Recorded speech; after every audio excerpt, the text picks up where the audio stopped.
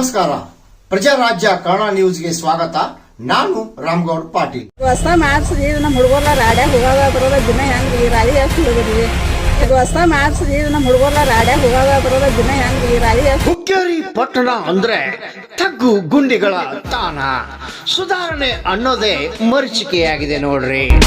ಈಗ ನಾವು 21ನೇ ಶತಮಾನದಾಗಿದ್ರು ಹದಗೆಟ್ಟ ರಸ್ತೆಗಳು, ಎಲ್ಲೆಲ್ಲಿ ನೋಡಿದರೂ ತಗ್ಗು, ಅದರ ತುಂಬ ನೀರು. ಹುಕ್ಕೇರಿ ಪಟ್ಟಣ ಒಂದು ಪೇಟೆ, ಇನ್ನೊಂದು ಹೊಳ್ಳದ ಕೆರೆ. ಈಗ ಬೈಪಾಸ್ ಆಗಿದೆ ಬಿಡ್ರಿ. ಇಲ್ಲಿ ಅವ್ಯವಸ್ಥೆ. ಸೋಮವಾರ ಸಂತೆಯಲ್ಲಿ ಜನರಿಗೆ ಸಂಚಕಾರ, ರಸ್ತೆ ಮೇಲೆ ತಗ್ಗು ಗುಂಡಿ ನೀರು, ಅಲ್ಲಿಂದಲೇ ತರಕಾರಿ ಖರೀದಿ ಮಾಡ್ತಾರೆ. ಅಧಿಕಾರಿಗಳಿಗೆ ಹಿಡಿಶಾಪ ಹಾಕ್ತಾನು ಹೋಗ್ತಾರೆ. ಹುಕ್ಕೇರಿ ಹೂವಿನ ಕೇರಿ ಹಿರಿಯರು ಅಂತಿದ್ರು, ಈಗ ಜನರ ಪರ ಕಾಳಜಿ ಉಳ್ಳ ಯಾರು ಇಲ್ಲ ಅಂತ ಪ್ರಶ್ನಿಸುವಂತಾಗಿದೆ. ಎಷ್ಟೊಂದು ಪ್ರಮಾಣದಲ್ಲಿ ರಸ್ತೆ ಹದಗೆಟ್ಟಿದ್ದು ಯಾರು ಕೇಳೋರಿಲ್ಲ, ಹೇಳೋರು ಇಲ್ಲ ಅಂತಾರೆ. ಮತ್ತೆ ಅದೇ ರಾಗ, ಅದೇ ಹಾಡು. ಎಷ್ಟೋ ರೈತ ಸಂಘಟನೆಗಳು, ಮಹಿಳೆಯರು, ಸಾರ್ವಜನಿಕರು ಪುರಸಭೆಗೆ ಹೋಗಿ ತಕರಾರು ಮಾಡಿ ರಸ್ತೆ ರಿಪೇರಿ ಮಾಡ್ರಪ್ಪ, ನಮಗೆ ನಮ್ಮ ಮೊಮ್ಮಕ್ಕಳು ಮಕ್ಕಳು ಶಾಲೆಗೆ ಹೋಗ್ತಾರೆ. ಶಾಲೆಗೆ ಹೋಗೋ ಮಕ್ಕಳ ಸ್ಥಿತಿ ನೋಡಿದ್ರೆ ಅಯ್ಯೋ ಪಾಪ ಅನಿಸುತ್ತೆ. ಪ್ರಯಾಣಿಕರಿಗಂತೂ ಹೇಳ್ತಿರಿದ್ರು. ಈಗಾಗಲೇ ಎಷ್ಟೋ ಬಾರಿ ರೈತ ಸಂಘಟನೆಗಳು ಪಂಚಾಯಿತಿಯವರನ್ನ ಯಾವ ರೀತಿ ತರಾಟೆಗೆ ತೆಗೆದುಕೊಂಡಿದ್ದಾರಂತ ನೋಡಿ ಒಮ್ಮೆ ವಿಡಿಯೋನ, ಈ ದೃಶ್ಯಾವಳಿಗಳನ್ನ ನೋಡಿ ಆದರೂ ಮಾಡ್ರಪ್ಪ, ಈ ರಸ್ತೆ ರಿಪೇರಿ ಮಾಡ್ರಿ, ಪರಿಸ್ಥಿತಿ ಹದಗೆಟ್ಟು ಹೋಗೈತಿ. ರಾಮಗೌಡ ಪಾಟೀಲ್, ಪ್ರಜಾರಾಜ್ಯ ಕನ್ನಡ ನ್ಯೂಸ್, ಹುಕ್ಕೇರಿ. ನಿತ್ಯ ಹುಕ್ಕೇರಿ ತಾಲೂಕಿನ ಜನ ತಹಶೀಲ್ದಾರ್ ಕಚೇರಿಗೆ ಅಂತ ಬರ್ತಾರೆ. ಈ ತಹಶೀಲ್ದಾರ್ ಕಚೇರಿಗೆ ಹೋಗುವ ರಸ್ತೆ ಪೂರಾ ಹದಗೆಟ್ಟಿದೆ ನೋಡಿ. ಅಲ್ಲಿ ಸುತ್ತಮುತ್ತಲು ಈ ಸ್ಕೂಲ್ ಶಾಲೆಗೆ ಹೋಗೋ ಮಕ್ಕಳ ಪರಿಸ್ಥಿತಿ ಅಂತೂ ಹೇಳ್ತಿರೋದು. ಅದರಲ್ಲಿ ಅಂತೂ ಬೆಳವಿ ರಸ್ತೆ ಅಬ್ಬಬ್ಬಾ, ಏನ್ ನೋಡಿರಪ್ಪ ಹುಕ್ಕೇರಿ ತಾಲೂಕು, ಅದರಲ್ಲೂ ಪಟ್ಟಣದ ಪರಿಸ್ಥಿತಿ. ಮಾಡತ್ತ ಹೇಳ್ತಾವ್ರಲ್ಲ ಅವ್ರ, ಈಗ ಇಲೆಕ್ಷನ್ ಬಂದ್ರು ಗೈಟ್ ಆದ್ರು, ಇಲೆಕ್ಷನ್ ಆತು ನಮ್ನ ಯಾರು ನೋಡವ್ರಿ. ಮಾಡತ್ತ ಹೇಳ್ತಾವ್ರಲ್ಲ ಅವ್ರ, ಈಗ ಇಲೆಕ್ಷನ್ ಬಂದ್ರು ಗೈಟ್ ಆದ್ರು, ಇಲೆಕ್ಷನ್ ಆತು ನಮ್ನ ಯಾರು. ಹೌದಾ, ಮತ್ ಕಾಲ್ ಹಾದಿರ್ಲ ನಮಗ. ಏನ್ ತಹಶೀಲ್ ಆಫೀಸ್ ಕೆಲಸಕ್ಕೆ ಬಂದಿರಿ?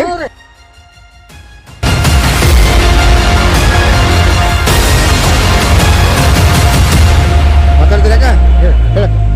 ಈಗ ಹೊಸ ಮಾಡಿಸ್ರಿ ನಮ್ಮ ಹುಡುಗರ ರಾಡ್ಯಾಗ ಹೋಗಾಗ ಬರೋದ ದಿನ ಹೆಂಗ್ರಿ ರಾಡಿ ಎಷ್ಟು ಹೋಗೋದ್ರಿ. ಕೈಕಾಲೆಲ್ಲ ನೋವು ಆಗತ್ತಾವ್ರಿ. ಹೌದಾ, ಇಲ್ಲೆಲ್ಲ ತಗ್ಗ ಗುಂಡಿಗಳಿಗೆ ರಾಡಿ ದಿನ ಒಳಗೆ ಬರಾಯ್ತು ರಾಡೆಲ್ಲ ರೀ. ಹೆಂಗೇನು ರಾಜ್ಯಾಗ ರಾಡ್ಯಾವ್ರಿ. ಈ ರಸ್ತಾ ಮಾಡತ್ತ ಪಂಚಾಯತಿ ಅವ್ರಿಗೆ ಅದು ಹೇಳಿದ್ರೇನ್ರಿ? ಹೇಳಿದ ಕೈ ಕಾಲು ಹೋಗ್ತಾರ ಹಾಕೋತಾಗ ಅದು ಮಾತಾಕ್ ಬರಂಗಿರ ಬಾಳಿ ಏನ್ 10-15 ವರ್ಷ ಆಗ್ತದೆ ಮಾಡ್ರಿ. ಇದಕ್ಕೆ ಹೋಗೋದು 16 ವರ್ಷ ಚಾಲು ಆಗಿತ್ತು. ಹೌದು, ಒಟ್ಟ ರಸ್ತಾ ರಿಪೇರಿ ಮಾಡಿಲ್ಲ. ಅಧಿಕಾರಿಗಳು ರಸ್ತೆಗಳ ಕಾಳಜಿ ಸಂಪೂರ್ಣ ಮರೆತಿದ್ದಾರೆ. ಅಪಾಯದ ಎಚ್ಚರಿಕೆ ಇದ್ದರೂ ಸಂಚಾರಕ್ಕೆ ಯೋಗವಿಲ್ಲದಷ್ಟು ಹದಗೆಟ್ಟ ರಸ್ತೆ. ದಿನನಿತ್ಯ ಈ ರಸ್ತೆ ಮೂಲಕವೇ ಅಧಿಕಾರಿಗಳು ಪ್ರಯಾಣ ಮಾಡಿದರೂ ಇತ್ತ ಗಮನ ಹರಿಸುತ್ತಿಲ್ಲ. ಯಾಕೆ? ಸಂಬಂಧಪಟ್ಟ ಅಧಿಕಾರಿಗಳು ಮೂಲ ಕರ್ತವ್ಯ ಮರೆತು ಸಾರ್ವಜನಿಕರಿಗೆ ಪ್ರಾಣ ಸಂಕಟ ತಂದಿಡುತ್ತಿದ್ದಾರೆ. ತಗ್ಗು ಗುಂಡಿಗಳು ಇವೆ ಎಂದು ಕೊನೆ ಪಕ್ಷ ಎಚ್ಚರಿಕೆ ಫಲ ಕೂಡ ಅಳವಡಿಸಿಲ್ಲ. ಯಪ್ಪ, ಹೀಗಾದ್ರೆ ಹೇಗೆ?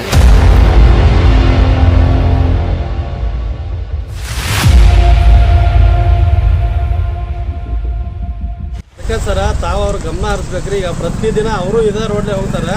ಪ್ರತಿ ಹಳ್ಳಿಯಿಂದ ರೈತರು ಬರ್ತಾರೋ. ರೈತರ ಈ ತೆಗ್ಗದಲ್ಲಿ ಹೆಂಗೆ ದಾಟೋದ ಮತ್ತು ಅವ್ರ ಕಷ್ಟಗಳನ್ನು ಹೆಂಗೆ ಇವರು ನಿಭಾಯಿಸ್ತಾರೋ ಅದನ್ನ ತಕ್ಷಣ ದಂಡಾಧಿಕಾರಿಗಳು ಅದನ್ನು ಗಮನ ತಗೋಬೇಕು.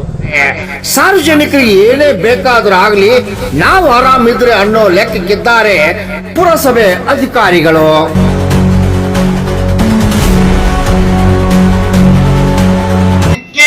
ಎಲ್ಲಾ ತಗ್ಗುಗಳಿದ್ರು ಯಾರ್ಯಾರಿಗೆ ತ್ರಾಸ ಆಗತೈತೆ ಅನ್ನೋದು ಇಲ್ಲಿ ತನಕ ಎಷ್ಟು ತಗ್ಗುಗಳು ಮುಚ್ಚಿದಿಲ್ಲ, ಅದು ಕ್ಲಿಯರಿಟಿ ಆಗಬೇಕು.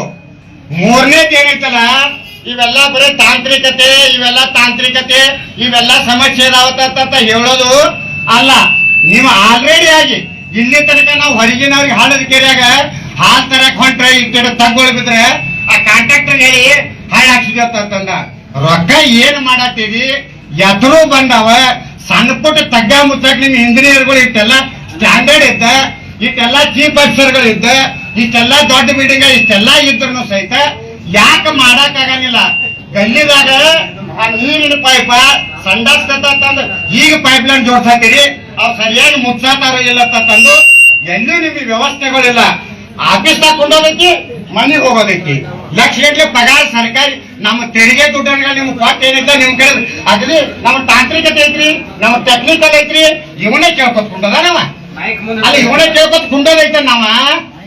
ಎಷ್ಟು ಸಲ ನಿಮ್ಗೆ ಯಾವ ರೀತಿ ಸುಪ್ರೀಂ ಕೋರ್ಟ್ ಆದೇಶ ಏನೈತಿ ಗೊತ್ತಿದ್ದಾನೆ ಹೇಳತ್ತೀನಿ, ಬರೀ ಸುಪ್ರೀಂ ಕೋರ್ಟ್ ಆದೇಶ ಅಂತ. ಸುಪ್ರೀಂ ಕೋರ್ಟ್ ಆದೇಶ ಏನೈತಿ? ಕೋರ್ಟ್ ಆದೇಶಗಳಿದಾವ. ಲೋಕಾಯುಕ್ತ ಹಿಂದೆ ಏನ್ ಹೇಳ್ರಿ ನಿಮ್ಗ? ಲೋಕಾಯುಕ್ತದವ್ರ ನಿಮ್ಗೇನ್ ಹೇಳ್ರಿ ಹಿಂದ? ಏನ್ ಹೇಳ್ರಿ ಅವ್ರ? ಯಾವ ಎಂಗಲ್ದಾಗ ಮಾತಾಡ್ರಿ? ಬರೇ ಏನೈತಿ ಮಂದಿ ಮೋಸ ಆಗಕ,